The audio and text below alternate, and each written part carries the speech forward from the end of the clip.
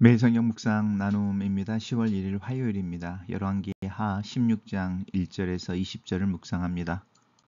본문을 읽습니다. 르말랴의 아들 베가 제 17년에 유다의 왕 요담의 아들 아하스가 왕이 되니 아하스가 왕이 될 때의 나이가 20세라.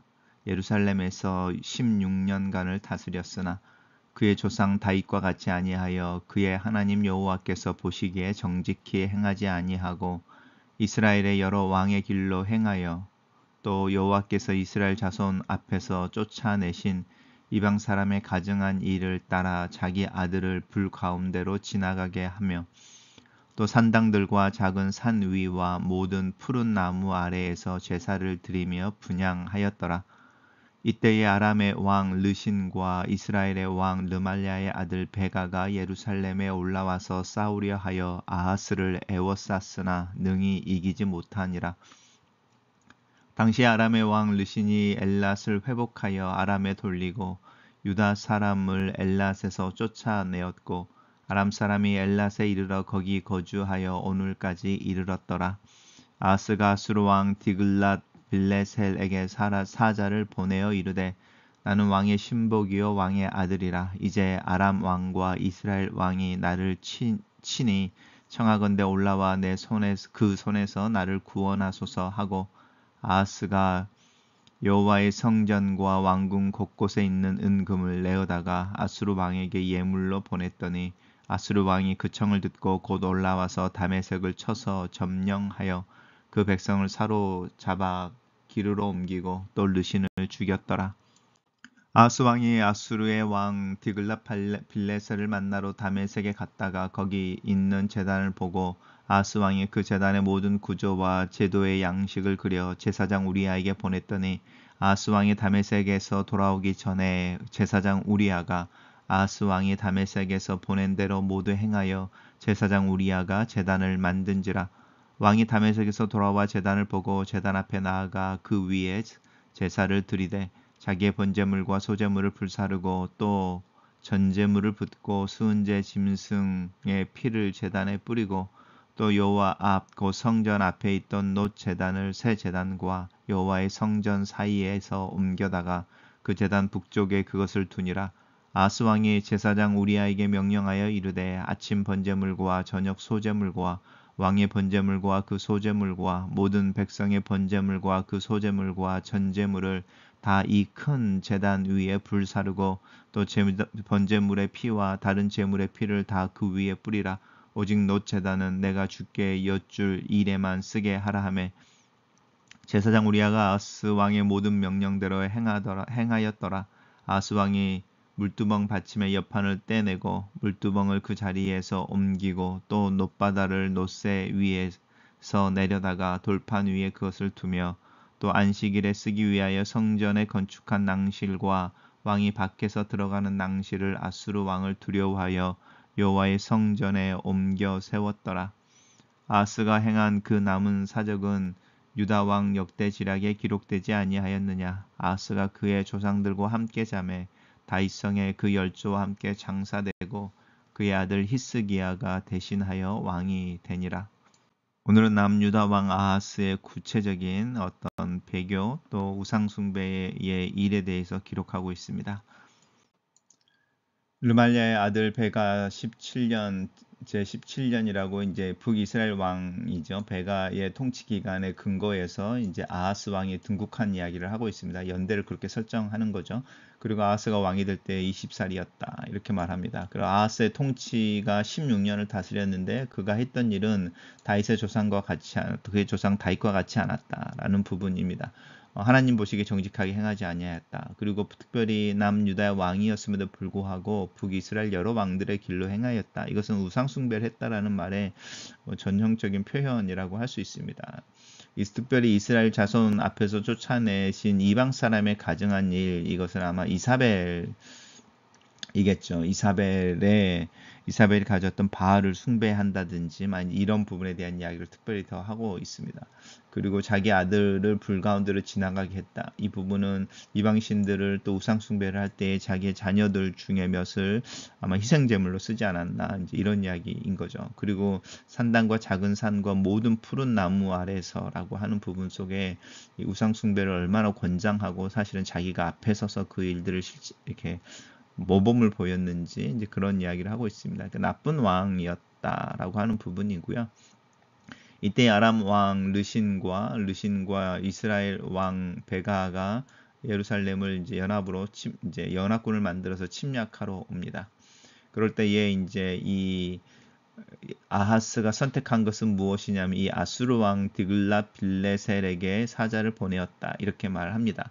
이게 이제 이 베가 시절에 이제 북이스라엘이 멸망하게 그 아수르의 침략을 받아서 이제 약탈을 당하게 된 어떤 배경이기도 하죠. 그리고 또 이 아람이라고 하는 나라 또한 이 아수르의 어떤 침공에 의해서 이제 보면은 왕인 르신이 죽고요. 그 백성들이 옮겨져 가는 모습들이 있습니다. 그 모습들을 보면 이제 그래서 여기서 이제 아수리의 어떤 정복을 한 다음에 정책들도 볼 수 있죠. 그 백성을 사로잡아 옮겼다, 기르러 옮겼다. 우리가 어제 묵상했던 부분 속에서 이 글라드 빌레셀이 이제 이스라엘을 침공했을 때도 이스라엘 백성들을 어디로 옮겼다, 이렇게 이야기하는 거죠. 그러니까 이게 아마 아수르의 전형적인 식민 통치나 정복하는 방법 중에 하나일 겁니다. 근데 이제 아하스가 이 디글랏 빌레셀에게 뭐라고 말하냐면 나는 왕의 신복이요 왕의 아들이다. 자기를 낮추는 거죠. 그리고 이제 아람과 이스라엘 왕이 연합군을 형성하여 친히 나를 구원하소서라고 하면서 이 저공을 드리는데 그 저공이 어디서 나오냐면 여호와 성전과 왕궁 곳곳에 있는 금은을 내어다가 예물로 줬다, 이렇게 말합니다. 그리고 이제 이 디글렛 빌레셀이 아하스의 청대로 이제 이스라엘을 공격하고 또 아람을 멸망시켰을 때에 당연히 이 아하스 왕이 이제 다메섹에 있는 이 디글렛 빌레셀을 직접 만나러 가는 거죠. 그리고 거기서 이 제단을 봤는데 제단을 보니 그 제단의 구조와 제도의 양식을 그렸다라고 하는 건데 이 글라드 빌레셀 왕이 섬기던 이제 그 신전의 어떤 모습을 보았던 것 같습니다. 그 모습이 얼마나 보기 좋았겠습니까? 강력한 제국의 왕이고 그 자기를 도운 왕이니 그것을 그대로 본을 따서 이제 그 당시에 제사장이었던 우리야에게 보내서 그 제단을 그대로 만들게 하는 거죠. 그리고 자신이 직접 다메섹에 돌아와서는 그 제단 위에서 제사를 지냅니다. 이 제사를 드릴 때 만약에 생각을 해보시죠. 이 제사를 하나님께 드린다고 아하스가 생각했다고 치더라도 정말로 그 예배가 하나님께 드리는 예배였을까라는 거고요. 그리고 이렇게 디글렛 빌레셀을 만나고 그의 제단을 보고 제단을 카피해서 만들었을 때에 그 제단이 누구를 위한 제단이었냐면 디글렛 빌레셀의 신을 위한 제단이었겠죠. 그러니까 하나님의 아니라고 하는 부분입니다. 그래서 이 디글렛 빌레셀의 신에게 예배하는 거죠. 그리고 자신이 그렇게 예배하는 것뿐만 아니라 백성들도 거기서 예배하게 하는 거죠. 그리고 이제 그 자기가 가져온 디글렛 빌레셋의 그 제단을 더 이제 완성하기 위해서 이제 하나님의 성전의 구조를 바꿔버리는 일입니다. 이것은 초유의 일입니다. 그 동안에 이제 우리 열왕기 상과 하를 읽어오고 묵상해 오면서 어느 누구도 하나님의 성전이 솔로몬에 의해서 완성된 후에 그 안에 있는 구조라든지 이 제단의 기본적인 모습을 이렇게 회파하거나 변경하지 않았는데 이 아하스는 그것을 변경시켜 버립니다. 하나님의 여호와 앞 성전 앞에 있던 놋 제단이라고 하는 부분, 놋 제단을 번제물을 드리는 제단이죠. 그 제단을 새 제단과 여호와의 성전 사이에도 옮겼다라고 하는 부분인 거죠. 그리고 그 제단 북쪽에 두었다라고 하는 부분은 이제 구조가 바뀌어 버린 거죠. 하나님의 성전과 이 디글렛 빌레셀을 만났을 때 보았던 그 제단을 본따서 만든 그 제단이 있고 그 사이에다가 놋 제단을 옮겨 버리는 거죠. 그리고 이제 이 노제단에서는 제물을 드리지 못하게 하는 거죠. 그러면서 이제 그것을 특별히 구별하는데 내가 여호와께 여쭐 일에만 쓰게 해라 이러는데 정말로 이 아하스가 이런 행위를 하면서 하나님께 뜻을 물을 일이 있겠습니까? 이 노제단은 잊혀져 버리는 거죠. 그리고 이제 물두멍이라고 하는 부분인데 이 노제단에서 이제 하나님께 제물을 드리기 위해서 또 드린 후에 제사장들이 씻기 위해서 물을 담아 놓는 그릇인데요. 그 물두멍을 또한 자리를 옮깁니다. 그리고 이런 식으로 이제 옮겨서 또 이제 안식일에 쓰기 위해서 성전에 구축한 낭실과 왕이 밖에서 들어가는 낭실을 여호와의 성전에서 옮겨 세웠다라고 하는데 떼어버리는 거죠. 그게 어쩌면 굉장히 화려한 모습이었을 수도 있고요. 또 그것이 의미하고 있는 어떤 부분들 때문에 옮겨버립니다. 이 아하스는 단순히 우상숭배의 정도를 뛰어넘어서 하나님의 성전의 구조를 또 그 성전에 들어있는 기구들을 자기 마음대로 옮겨서 이 드글레 빌레셀의 신 또 그 제단의 모습을 더 뛰어나게 또 이렇게 더 돋보이게 만드는 죄를 범합니다. 그리고 이제 그의 아들 히스기야, 우리가 잘 알고 있는 히스기야 왕이죠. 왕이 등장하게 됩니다. 단락을 요약해 보겠습니다. 유다 왕 아하스는 하나님을 배반한 악한 왕으로 아수르의 힘을 빌려 아람과 이스라엘 연합군을 이기더니 하나님보다 아수르 왕을 더 받들어 섬긴다. 이렇게 정리해 봅니다.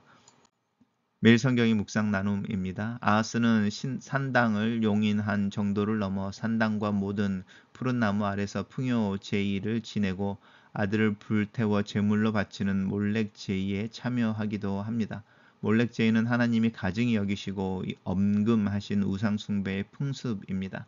아하스 치하에서 유다는 개가 토한 것을 도로 삼키듯이 이전의 죄로 돌아가 버립니다. 우리의 신앙은 풍요만 탐내는 우상 숭배로 오염되어 있지는 않습니까?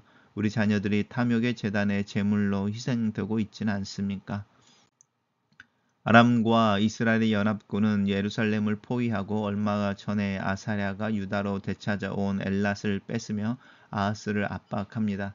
아하스는 성전과 왕궁에 있는 많은 보물을 아수르 왕에게 보내어 도움을 요청하고 봉신을 자처합니다. 하나님을 팔아 제국의 군대를 사는 일입니다. 아하스의 기대대로 아수르 왕은 아람의 수도 다메섹을 점령하고 르신을 죽입니다. 하지만 이 일은 유다가 아수르에 완전히 예속되는 결과를 가져옵니다. 상황이 절박하다고 해서 하나님의 자녀라는 정체성과 자부심을 저버리면 세상의 종으로 전락하고 맙니다. 제단을 보고 큰 감명을 받은 아하스는 그와 똑같은 제단을 만들어 여호와 성전에 두고 거기서 제사를 드립니다. 본래 있던 놋 제단은 구석으로 밀쳐둡니다. 유다 땅에서 하나님을 밀려나고 우상의 중심을 차지하는 것을 단적으로 보여주는 장면입니다. 내 마음에 파고들어 하나님을 밀어내고 중심을 차지하려는 것을 경계합시다. 아하스는 아수르 왕에게 경의를 표하려고 성전 기물을 해체하고 다른 곳으로 옮깁니다. 왕의 안식일 전용 통로를 없애므로 성전에 연결된 왕의 정체성을 부정합니다. 아하스는 성전을 하나님이 아닌 아수르 왕을 위한 시설로 바꾸어 버립니다. 우리도 하나님께 드리는 예배가 누군가의 비유를 맞추는 행사로 변질되지 않도록 조심해야 합니다. 글로 쓰는 기도입니다. 살아계신 하나님, 세상을 살면서 이 세상의 지혜와 방법을 주님의 관점에서 구분하고 분별할 줄 아는 지혜를 구합니다. 내 생각과 계획을 따라 움직이기 전에 하나님 앞에서 서서 하나님의 계획과 방법을 구할 줄 아는 믿음을 위해 기도합니다. 나에게 진정한 도움이 하나님으로부터 오는 것임을 기억하게 도와주시고 겸손하게 주님과 동행하며 정의를 행하고 인자를 사랑하는 것을 실천하는 오늘 하루가 되게 하시옵소서. 예수님 이름으로 기도합니다. 아멘.